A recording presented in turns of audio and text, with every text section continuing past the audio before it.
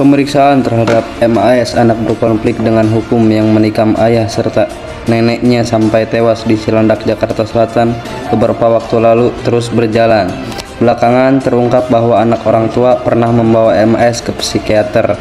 Informasi ini terkuak setelah polisi meminta keterangan terhadap ibu MAS yang menjadi korban penganiayaan yang masih dirawat di Rumah Sakit Fatmawati, Jakarta Selatan. Kondisi sang ibu juga berangsur-angsur pulih dan polisi sudah dapat meminta keterangan kepada polisi lebih jauh lagi.